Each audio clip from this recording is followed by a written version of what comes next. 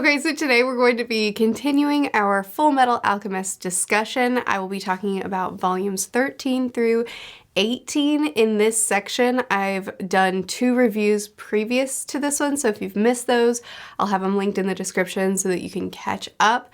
With this discussion specifically, unfortunately, I finished reading these volumes 2 weeks ago, and I'm only just now getting to where I can sit down and film the discussion because it's just been a busy time.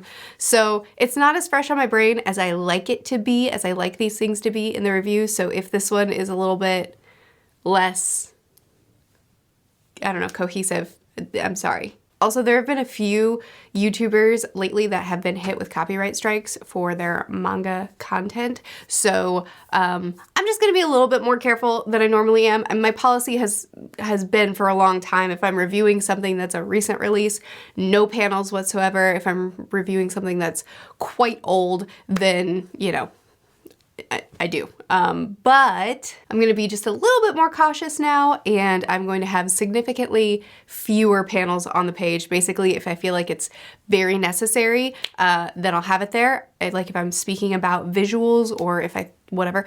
But I'm not going to be using nearly as many. Hopefully hopefully you won't mind. So volume 13 kicks off with Envy and Gluttony confronting Ed, Al, and Ling, and Gluttony eats everyone, except for Al. And first of all, when volume 12 ended with Envy confronting them, I'm expecting a big fight. I'm expecting a big battle, maybe some injuries. We make it out just barely without being captured. Maybe we're captured. I was not expecting to be eaten and put into a void. It's such a shocking turn of events. There have been several shocking things that have happened in this section that I read. So anyway, I loved being in this not quite portal. A failed portal. Gluttony is a failed portal. Basically, as I understand it, the father of the homunculi was attempting to create a new portal of truth through Gluttony, and it was a failure, so now Gluttony is just a portal to endless space. No bottom, no end. You can walk as far as you want to walk, and you're just gonna be walking through blood. I loved this section. I thought that it was a really fascinating change of environment. I have this weird interest in exploring impossible landscapes. Like, I love stories where you have to try to cross through a section of the desert because it's such a wasteland and it feels so impossible and like endless and like you're never gonna make it out. I love stranded island stories where you're stuck in an island and all that's around you is water and there's no feasible way out. I don't know why, I just really like these things. And so this portal full of nothing but darkness and blood with no end and no way out, it was perfect. I loved it. I loved it. But on top of that, one of the things that I think this series does the best is the characters. It's not just the characters individually. I think that all of these characters are good on their own, but it's their relationships to each other. I just really, really, really love the way it's written in the series. And we got some really, really good scenes, like when Ling was ready to give up. He was tired of walking through the blood. He was feeling hopeless and he surrendered and he was like, just go on. And Ed's response was, fine, I will. I'm gonna go on. I'm leaving you. Bye. I'm leaving right now. I'm on my way out. And then you turn the page and you've got Ed with Ling over his shoulder carrying him out. He says, there are people who are waiting for me to come back. I have no intention of dying here with you, but you have people waiting for you too, right? Ed just constantly showing how much he values life, how much he values individuals, that if you're, the idea of leaving Al behind, waiting on him, is the worst thing in the world to him. Whenever he realizes that he's deserted here, the first thing he thinks about is how sad Al will be waiting on him. And it's the same thing with Ling, where when Ling's ready to give up, he's like, no, you're an individual and you matter, but more importantly, you've got people waiting on you. Don't leave them waiting. I just really, really like following Ed. Anyway, Envy got eaten too, and when Envy approaches them and tells them, brags about the fact that he was the one that started the war, when Ed finds out, when Envy reveals that he was the instigator of the war, and Ed tries to attack Envy, he can't make contact, which is something that happens repeatedly in this section, and I don't yet understand why. And then whenever Envy transforms into his, I don't know, monster form, his true form, it looks straight out of a Junji Ito novel. I mean, or manga.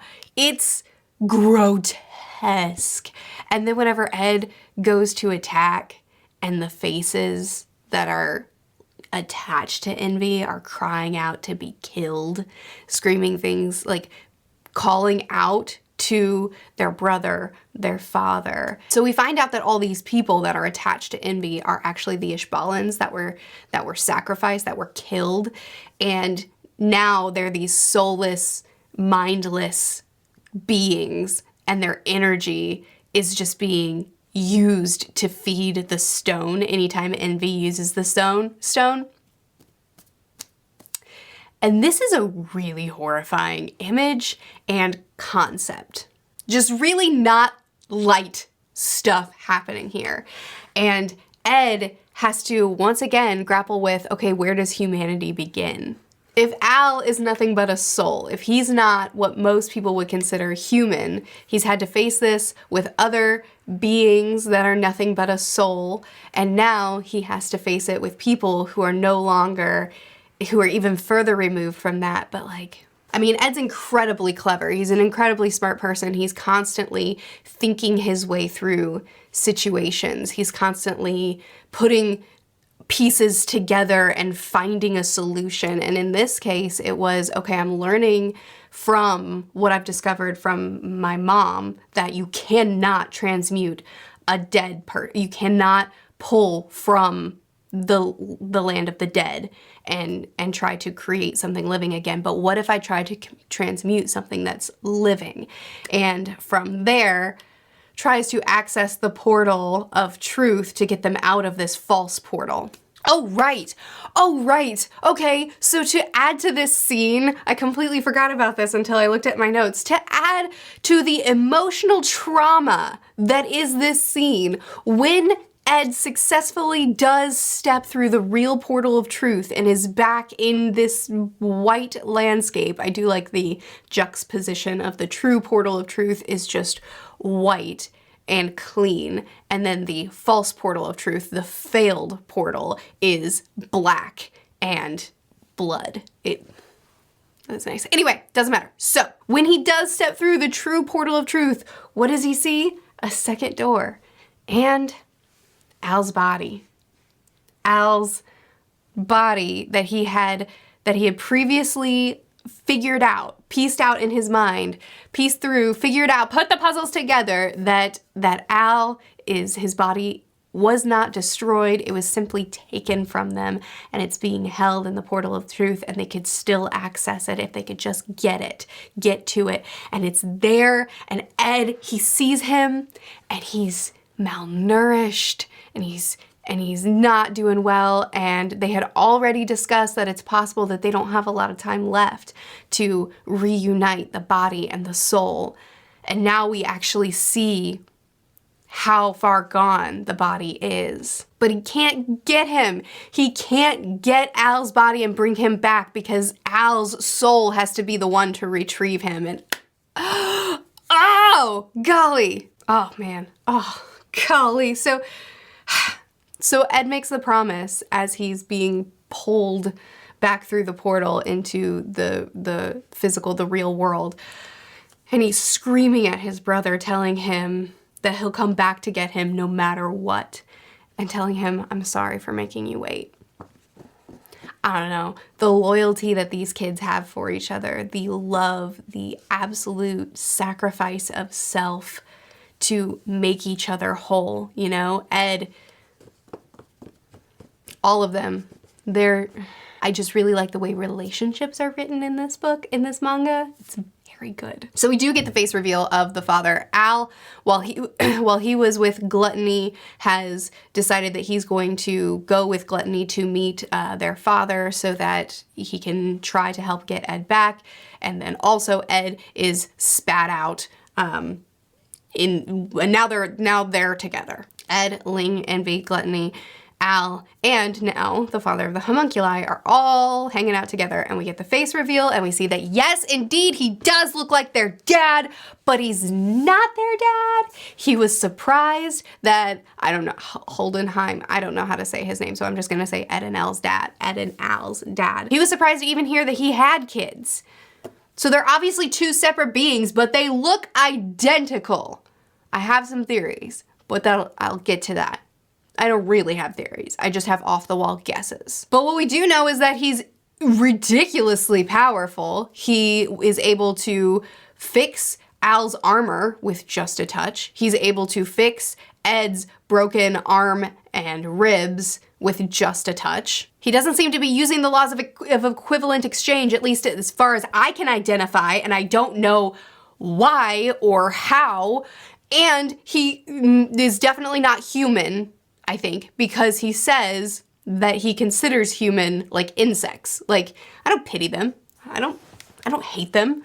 I just think that they are so far beneath me that they don't deserve really much consideration at all. Which I can understand how in his mind, how he can sacrifice entire countries to further his own cause if he considers himself so much higher and them so very worthless. Now let's hop over to what Mustang has been up to, and the answer is it's not going well for him these days. I really loved the conversation that he had with Hawkeye where he told her to save herself. Like, if anything happens to me as I'm attempting to confront this situation, if anything happens to me, then just like go take care of yourself. And her response was just, no. He says, an order by your superiors should be obeyed. And she responds, you could always court-martial me, sir.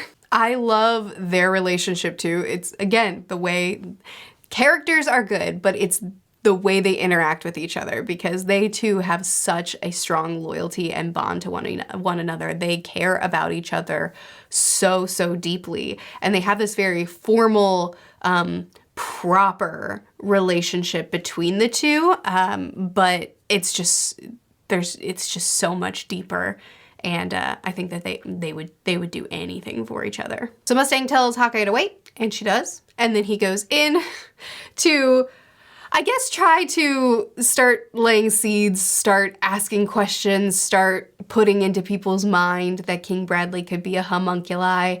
It doesn't go so well for him.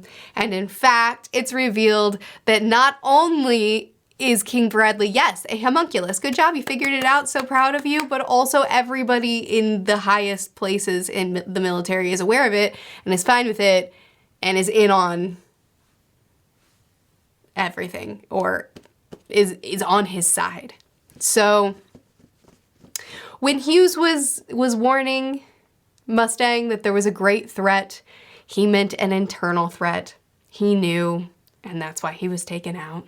And now Mustang knows, and now he and Hawkeye are in danger. Oh yeah, and Bradley said that the reason he was shaking at Hughes' funeral was because his daughter was crying too loud and it was annoying, so he was shaking out of anger. I'm pretty sure that's the worst thing Bradley's done. And through this, we get some backstory on how the homunculi were made, that it was this big training thing. They went through rigorous training, and then one by one were selected to have the Philosopher's Stone juice, liquid form, injected in them, and then only the strongest survive. And those that die in this process die this horribly painful death where they're basically ripped apart from the inside. 11 people died before this man in the making of Greed. And like, he didn't even have an identity before this. And Mustang specifically asks Bradley, King Bradley, whenever he gets this information, he asks him, okay, so you used to be human. So that means that you could be human again. Like, that side of you could win out. And, you know, Bradley's like, why would I want to be human? I'm so much better now. But the reason I bring that up is because also Ling got turned into a homunculus. The father of the homunculi decided, Ling, you don't matter, just like Envy did earlier. And he's like, I don't need you, but I do need a new Greed. So let's try you out. You either die a painful, horrible death, or you become my unwilling subject. Yay! So, but Ling wants this. Whenever the boys try to defend him, he's like, no, stop, don't interfere. This is what I want. So like, I know that Ling wants this because Greed tells us, well, Greed/Ling tells us that Ling is waiting for Greed to let his guard down so that Ling can take back over. And since we got that scene with Mustang where Mustang makes note that because you were once human, you can become human again, that tells me that this is gonna be a success because everything in the series is very intentional. Every scene is done to connect to something else. It's not a meandering story at all. So that tells me that what Mustang said mattered, and Ling is in fact going to be able to take back over. I don't know. So many unexpected things. I never would have predicted that Ling would become a homunculi. Never in my wildest dreams, but he wanted it. Like, he told the boys, this is what I want. And then whenever we got to see inside of Ling, and we saw Greed presenting himself to Ling internally, and Ling saying, great, have my body, it's all yours, I accept you. Which surprised him. He thinks that he's going to be able to take control and then have the Philosopher's Stone and become the new emperor. So like, I think he will. I'm not gonna lie, I'm scared because several people that I care about have died. And I'm gonna talk about it in a minute, but there are indications that we're not done killing people I care about. So, I'm not gonna pretend that I'm not a little bit nervous for Ling because the series is not having enough plot armor, so I'm afraid for him. But because of that line from Mustang, I like to think that he will be able to take over again, and he'll be successful. Don't let Lan Fan down. She's waiting for you. Or at least if he doesn't take over, maybe he'll even be able to just like work in harmony with Greed, because he did ask Greed to pass on a message from him to Lan Fan. And Greed did it, but he might die and he might be fully taken over. Mei Chang is still a character that I don't know enough about, but with every small reveal and with every small scene she gets with Scar, so many layers are being added. We know that she's from a low-ranking house and they have no power within the 50 clans, so that's why she wants the Philosopher's Stone so that she can save her clan, because they're basically doomed to fail and die if they don't have some sort of miracle introduced. And once again, Scar showing all kinds of humanity whenever he hears her story and he's like, all right, well, let's help you find your cat, which is actually a panda bear. Let's help you find it, because he cares about her and her losing her one companion matters to him. So they team up and they both acknowledge that there's something weird about this country. That's been acknowledged a lot. That's been pointed out quite a bit. Something is wrong here. There's something different in this country. Actually, pause that thought because I need to go, Mom. I will be back to finish this video in a minute for you. I'm gonna be honest with you, I don't even kind of remember what I was talking about. But I just looked at my notes and I think I just finished talking about Mei Chang, possibly. So we're gonna go with that. So, Mei Chang and Scar make their way through all the chimeras, the endless chimeras, and burst through the door as Ling is changing. Now all of our POVs have converged, at least all the main POVs are all in the same place. And no one's alchemy is working here except for her and Scar. So Al and Ed's alchemy wasn't working down there.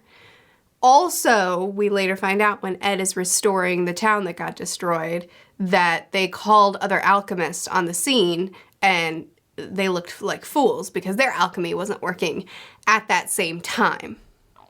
But the people from other countries' alchemy was working. And even the father of the homunculi paused the action to ask Scar, hey, how are you doing that? So like, my theory is that it's because, I haven't actually talked about this yet because it's revealed at the end of this section, but it is revealed that it's not necessarily that the plan is for them to sacrifice this entire country just like they did in Ishbal, but that they actually created this country for their purposes, for their plan, which I don't fully understand what all that implies at the moment. I feel like there's a lot more layers to be added to that for me to really get what's going on. So my first inclination is, okay, well then that's why. It's because of something to do with that. But the father of the homunculi was surprised and he was actively asking Scar, how are you still able to do stuff? But Scar wasn't able to touch the father. When he tried to attack him, he failed. For like the same way that Ed wasn't able to harm Envy. But like we know that the homunculi can be harmed by them because Mustang killed Lust. So what is going on? So they are able to escape. May ends up going with Al and Scar stays behind because he finds out that his people were wiped out by the homunculi and he's trying to learn more and he ends up finding the doctor who was a part of all of it. But they get away. So the next big thing that happens here is when Ed is talking to Wrath or King Bradley and he acknowledges that the state alchemy program is actually them just collecting their human sacrifices, selecting people to be their human sacrifices. So Ed turns in his watch, his pocket watch, and he's like, I'm out. I'm not doing this. I'm not participating in this, but naturally that's not gonna work. Like, what did he expect for King Bradley to be like, ah, shucks, oh well, I'll go find someone else to fill the role? Like, no. So, and here's where we find out that Hawkeye has her father's research tattooed on her back, and that is what has initially connected and bonded Hawkeye and Mustang, and we get the flashback of the war. I don't actually know how to talk about this section, because it's a lot. We got to see Winry's parents helping the people and being warned that the military is about to do a great purge and they need to get out, but choosing to stay behind because the people still needed them. And it was really great to see them actually in person. I feel like I understand Winry better just seeing how her parents operate because I see so much of them in her now, you know what I mean? Like I see where she gets her giving and kind and tender nature. We saw Mustang, Hawkeye, Hughes, we saw Armstrong and Kimberly. We saw them all in action. We watched their eyes change. The whole conversation talking about how their eyes are changing. They now have the eyes of murderers. We see them questioning like why this doesn't seem, the reason that they've given us for doing this doesn't seem right. The action that we're taking doesn't seem proportionate, questioning things but still following out orders and then questioning things more and reckoning with what they've done. Why are soldiers who should be protecting the populace killing them instead? Because those are the orders we were given. A lot of stuff that happened in this section, in these chapters, that were just so tough to read. That panel specifically, I'm not gonna put it on screen because it's way too hard, of Armstrong holding the dead child and like crying over him. It did an excellent job of depicting the horrors and trauma of war, the destruction that it brought and the trauma that it caused, and how the ripples of that trauma just keep expanding even though the war ended a long time ago. Which we saw more of Scar's. We got to add more to Scar's story as we saw his brother learning more about alchemy, getting his arms tattooed so that he could defend his people. He could be the one that could stand up against the state alchemists and could defend them. But then Scar, as he's talking to his brother and he's talking to the people, he sees the bloodlust in his people's eyes, that they're like, we're gonna take them down, we're gonna defeat them, we're gonna make them pay us back in blood. And he can see what his brother doesn't see, which is, you want to use this ability to bring peace, but you're the only one that sees it that way, and that only more destruction is going to keep happening. And then Kimberly arrives, and we watched Scar get his scar. We saw that he was actually the one that was harmed, and we watched Scar's brother cry over his body, scream for him to stay alive, give up his own limbs to keep his brother alive. I mean, all but yelling, he's the only one I have, please give him back. Like, the parallels of this story of these two brothers and our original story with Ed and Al is impeccably done, impeccably done. The power of that scene isolated on its own, but then coupled with what the Elric brothers went through, it's like, oh, it's just, they're perfect parallels. But then you also have to hold these two stories side by side. And while I come away from watching what happened to Scar and seeing why, when he was hurt volumes and volumes ago, and he's like, what about my arm? Is my arm still there? And it's because it was his brother's arm. His brother gave him his arm to keep him alive, to keep him from bleeding out. And I see this story, and I see more of what Scar went through, and I'm like, okay, well, what you've done is still, you, like, I don't condone any of it. Like, you're still doing atrocious things, but I see what got you here. I understand your thirst for vengeance. I see. And he's just such a well-written antagonist, because it's one of those where it's like, no one's condoning what you're doing, but I sure do get how you got here. But then you also have to compare it, because it's such a strong parallel to the Elric brothers. You also have to compare what they went through and what the Elric brothers went through, and full acknowledgement for the fact that the Elric brothers did it to themselves. You know, like, they dabbled in alchemy. They tried to bring their mother back. Whereas Scar, this was done to him. Important distinction. But the brothers move forward to try to make the world better and to refuse to participate in the evils that tore their life apart, or the powers that tore their life apart, whereas Scar is looking to just snuff everything out, and he's causing more destruction and furthering those ripples of trauma by doing what he's done. We watched him wake up in the hospital, lose his mind, and kill Winry's parents, which, again, like, never condoning, never brushing under the rug. We can understand what brought him to this point and the desperation that drove him here. But we also see the soldiers being changed by the war. We see Mustang being highlighted as someone who's very strongly changed by the war, and choosing to start changing things from the inside to make sure stuff like this never happens again, setting out a goal to rise in the ranks so that he can change the system.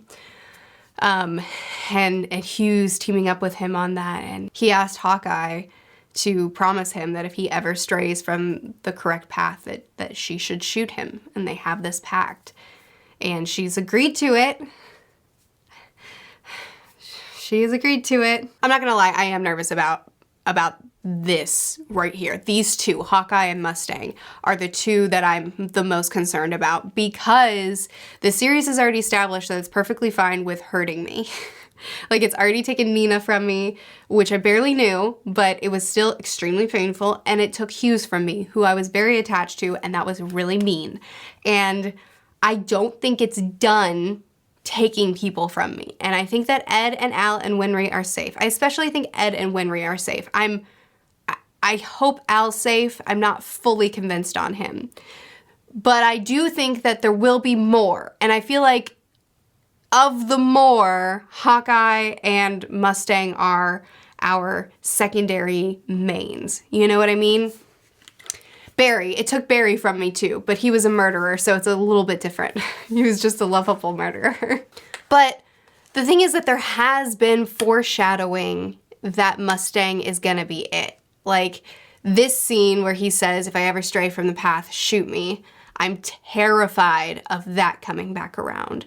And then there was that thing, I can't remember what it was, and I couldn't find the exact quote before I filmed this, but there was something that Les said to him when he was killing her, and she was like something along the lines of, I'm gonna see despair in your eyes and I can't wait for that day. It was something very ominous. And again, everything is intentional in this series. This isn't a meandering, like, week to week, you don't know which direction it's gonna go. This is like a very tightly plotted series, and everything comes back around and is tied to something else. And there have just been multiple little pieces of foreshadowing of Mustang suffering. And I'm just afraid. I'm just worried about this guy. But I will admit that I'm also concerned about Al. And if I had to lose one of them, it would be Al. I guess it could be Armstrong too. He's a very lovable lug. I do think we're gonna lose somebody else. We're not done. And I like it. I like when series have actual consequence, like it's not so much plot armor, but also I don't like it because I love these characters. Anyway, so Scar does meet up with the doctor who created the Philosopher's Stone and was a part of killing all of Scar's people. And he almost kills him, but chooses not to. Instead, he wants information. He wants his brother's notes deciphered. He wants to learn more about Kimberly, and Kimberly is his next target, but also Scar is Kimberly's target. So we already had one fight between them on a train, but we're obviously gonna get more than that. And I loved the scene when Mei Chang met the doctor and said, and asked him to teach her about the Philosopher's Stone, because that's what she needs to save her people, she thinks. But Scar tells her, you don't need to be asking about that. And I don't know, just like those little scenes where he's looking out for her. He's trying to like help her out. And Scar's just a very nuanced character. And we also got that very short scene of the little family reunion where the doctor's wife and son come to visit him, and his son tells him that he wants to be a doctor too, and he wants to work with him on the living to help save lives. And he's like, why are you pushing me so hard? And they're like, because we're family. Just shoo. So there's a lot of like political maneuvering happening around here, this section, a lot of like chess pieces being moved across the board. We have Kimberly, who's been released from prison so that he can go after Scar. We have Winry, who has been held captive, and she's being used as blackmail for the boys. Ed is told, you're gonna join us, you're gonna accomplish these 3 tasks. It's not a request, it's an order, and this totally isn't a threat, but we do have Winry with us, so you better listen. And I loved this scene specifically when Ed agrees, and the 3 things they want from him is to hunt down Scar for them, to find Marco, the doctor that is with Scar, and May, and to create a blood crest. So they're making, he's gonna kill people. They're gonna make him kill people, a lot of people. And he agrees to it, and he specifically asks to go after Scar first, and he brings up Winry's parents as the reason why. And I love this scene because, first of all, Al, who immediately identifies that Ed would never agree to this, and he would never, he would find a way around it. He's not going to be a part of their plan. he won't be manipulated into this, so he immediately identifies that there's something deeper happening here. And then when Al turns to Winry and he tells her, I'm sorry Ed had to use your parents' name like that, and her response is, that's okay. You guys are safe, and that's what matters the most to me. And it's just such a great illustration of what I keep talking about, and it's the connection of these characters, the relationship of these characters, that they understand each other on such a deep level that when one of them is acting out of character, they're just like, no, I'm not gonna believe that about my person. I know there's something else there, and they can figure it out, and we're not stuck on these miscommunications and questioning one another. Like, they will question themselves, but they will never question each other.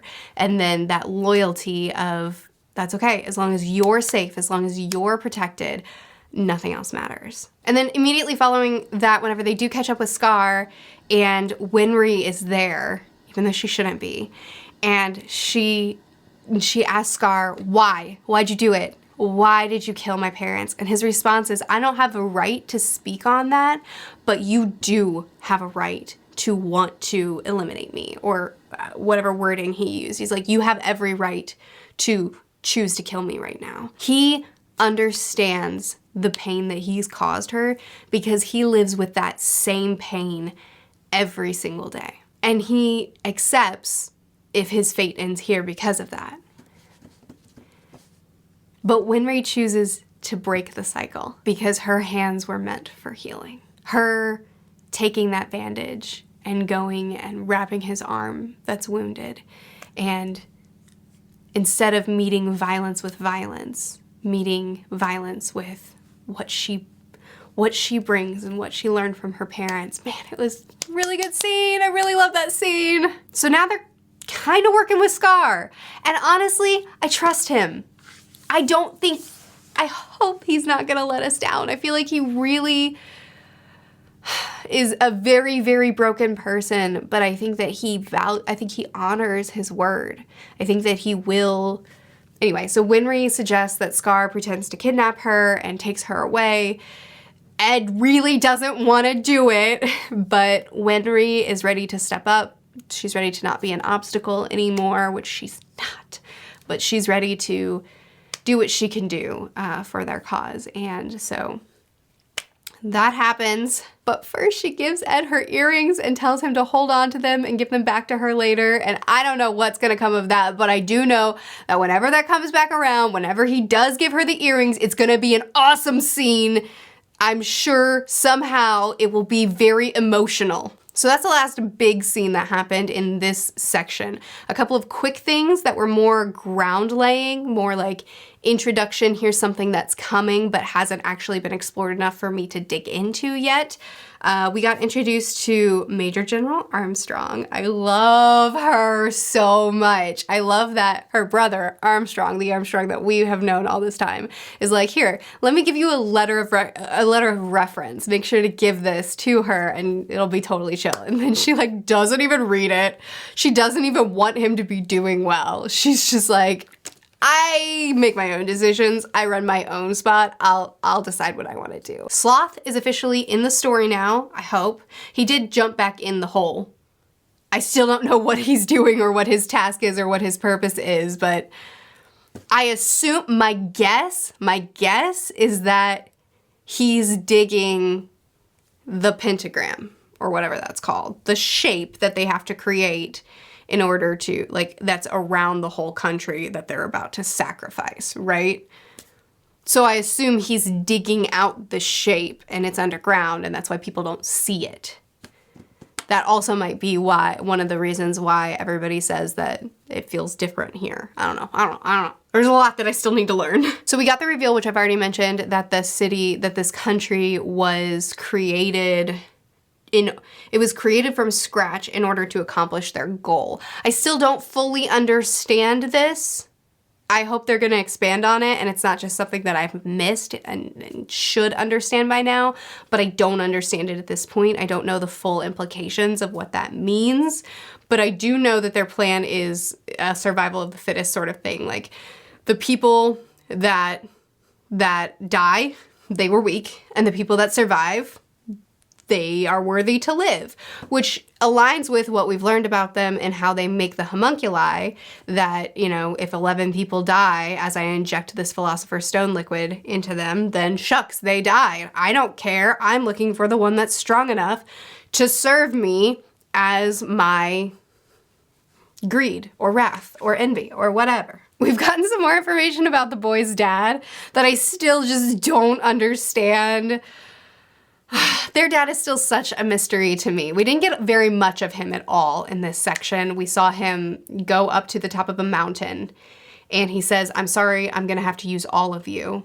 And he's speaking to his chest. And we already know that the other guy that looks exactly like his dad, we saw Gluttony, the little form of Gluttony, peeking out of his chest. So kind of like how envy is made up of a lot of humans, previous humans. So like they too, it seems, have that. We know that their dad he's lived a very long time. He never aged, but then whenever he met his wife and he had kids, he grew a heart, and now he wanted to go ahead and be able to grow old with them. And I think that's why he left, was to try to do whatever he needed to do to lose his immortality, or however close he is to immortality, so that he could grow old with them. It doesn't seem like he succeeded. And he definitely was he was sketching out a transmutation circle. And I still don't know what his connection to the father of the homunculi is. Like, they're obviously connected. They have to be, because the one guy, the father, knew the boy's father. He knew his name. So like, he's aware of him. Also, they look exactly the same. So are they identical twins that have just like gone in opposite paths? Or are they both created beings, and they were created at the same time, and that's why they look exactly alike, because they were created, and they're two halves of something or two pieces of something, and there's a connection there, but they're serving separate purposes, so they don't keep up. I don't know. I don't know what the deal is with them. I cannot figure it out, and I'm not being given any sort of clues that I'm picking up on, so I'm just waiting to be told. We did meet Pride, Wrath. We did meet Pride, Wrath's son, and Wrath did mention, whenever he was going on about being mad about Hugh's daughter, being sad that he was dead, I think it was Mustang, was like, "You have a kid? What about you?" And he was like, "Oh, my kid? No, he's a good boy. He's not gonna be a problem for me." Well, yeah, I guess not. I cannot wait. I cannot wait to get more from Pride. Horrifying. Al did get a scene where he could feel his physical body pulling closer to him. I don't know if that means that the physical body is fading, like it's dying, it's actively dying, and he's near out of time, and so his body is pulling at him and trying to get him to hurry up because their time's almost up. Like I said, I am concerned about Al. I think he has enough plot armor. Like, I feel really confident that Ed and Winry are gonna be fine at the end of the series. And I'm half there with Al too. I feel like he has enough, he should end with them too. But this series has hurt me enough that if it is going to kill off one of our main three people, it would be Al. So I am slightly concerned about him. And the fact that his body is pulling on his soul has me concerned. It does. And the volume 18, it ends on showing that I assume the transmutation circle is complete, or is about to be complete. If my theory about Sloth being the one that's carving it out is true, then maybe he's near the end of his tunneling system for that. But they are preparing to use their sacrifices to wipe out the city or the country or whatever it is that they're going to do. And it looks like they need 5 alchemists, 5 human sacrifices to do it. So we already know that Ed and Al are candidates. In that panel, he brought up Izumi, their previous teacher, which, don't touch her.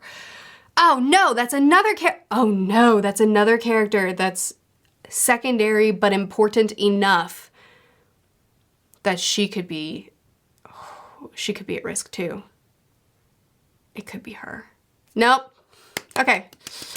Anyway, Ed, Al, Izumi, they've mentioned Mustang several times as a sacrifice, a human sacrifice, which I don't understand fully because the qualification of being a human sacrifice is that you have to have stepped through the portal of truth.